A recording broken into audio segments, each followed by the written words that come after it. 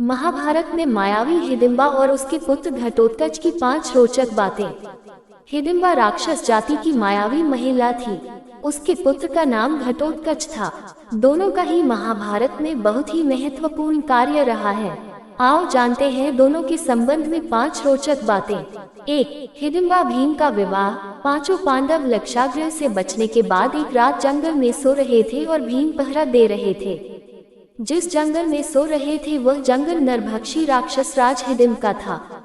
हिडिंब ने हिडिंबा को जंगल में मानव का शिकार करने के लिए भेजा। हिडिंब जब जंगल में गई तो उससे भीम को पहरा देते हुए देखा और बाकी पांडव अपनी माता कुंती के साथ सो रहे थे। भीम को देखकर हिडिंबा मोहित हो गई और मन ही मन उससे विवाह करने का सोचने लगी।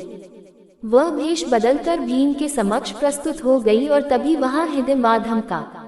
उसने हिडिंबा से कहा कि अकेले ही इस हष्ट पुष्ट मानव को खाना चाहोगी क्या? हिडिंब ने भीम पर हमला कर दिया। हिडिंबा ने इस हमले में भीम का साथ दिया। फिर भीम और हिडिंब में भयानक युद्ध हुआ। अंत में हिडिंब मारा गया। हिडिंब के मरने पर कुंती सहित सभी पांडव लोग वहां से प्रस्थान की तैयारी करने लगे।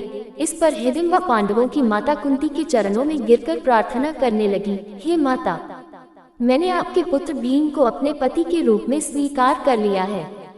आप लोग मुझे कृपा करके स्वीकार कर लीजिए। यदि आप लोगों ने मुझे स्वीकार नहीं किया तो मैं इसी क्षण अपने प्राणों का त्याग कर दूंगी। कुंती ने युधिष्ठिर की ओर देखा और पूछा, धर्म इस संबंध में क्या कहता है पुत्र? युधिष्ठिर ने कहा कि माते, आपका आदेश ही धर्म है। ये सुनकर कुंती ने हिडिंबा से कहा कि मेरा पुत्र सदैव तुम्हारे साथ नहीं रह सकता। इस पर हिडिंबा ने कहा कि मुझे मंजूर है, विवाह के बाद पुत्र प्राप्ति के बाद वह स्वतंत्र है। ये सुनकर कुंती ने भीम के हाथ में हिडिंबा का हाथ रख दिया। 2. हिडिंबा का पुत्र घटोत्कच। हिडिंबा और भीम आनंद पूर्वक जीवन व्यतीत करने लगे। 1 वर्ष व्यतीत होने पर हिडिंबा का पुत्र उत्पन्न हुआ। उस पुत्र के सिर पर केश उत्कच न होने के कारण उसका नाम घटोत्कच रखा गया। वह अत्यंत मायावी निकला और जन्म लेते ही बड़ा हो गया। 3. हिडिंबा ने सौंपा अपने पुत्र को। हिडिंबा ने अपने पुत्र को पांडवों के पास ले जाकर कहा, यह आपके भाई की संतान है, अतः यह आप लोगों की सेवा में रहेगा। इतना कहकर हिडिंबा वहां से चली गई। घटोत्कच श्रद्धा से पांडवों तथा माता कुंती के चरणों में प्रणाम करके बोला, अब मुझे मेरे योग्य सेवा बताएं। उसकी बात सुनकर कुंती बोली, तू मेरे वंश का सबसे बड़ा पौत्र है, समय आने पर तेरी सेवा अवश्य ली जाएगी। इस पर घटोत्कच ने कहा, आप लोग जब भी मुझे स्मरण करेंगे मैं आप लोगों की सेवा में उपस्थित हो जाऊंगा। कहते हैं कि हिडिंबा मूल रूप से नागालैंड की राजकुमारी थी, लेकिन पुत्र के जन्म के बाद पुत्र को पांडवों को सौंपकर वो हिमाचल प्रदेश के मनाली जिले में रहने लगी थी।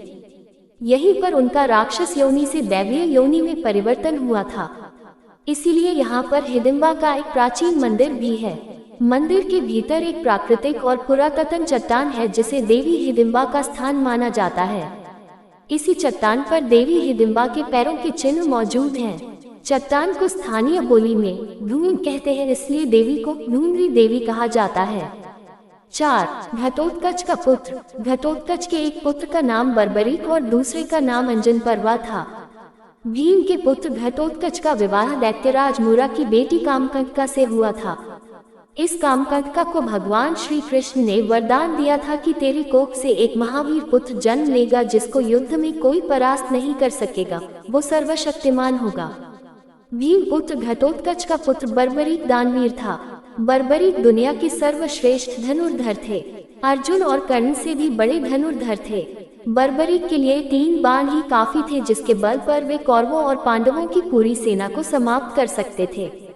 ये बात जानकर श्री कृष्ण से उससे दान में उसका शीश मांग लिया। बाद में श्री कृष्ण ने कहा कि कलयुग में तुम मेरे नाम से पूजे जाओगे। वर्तमान में उन्हें खाटू श्याम कहते हैं। 5. घटोत्कच की मृत्यु। द्रौपदी के शाप के कारण ही महाभारत के युद्ध में घटोत्कच कर्ण के हाथों मारा गया था। भीम पुत्र घटोत्कच की चर्चा उनके विशालकाय शरीर को लेकर और युद्ध में कोहराम मचाने को लेकर होती है। कर्ण ने अपने अमोघास्त्र का प्रयोग दुर्योधन के कहने पर भीम पुत्र घटोत्कच पर किया था, जबकि वह इसका प्रयोग अर्जुन पर करना चाहता था।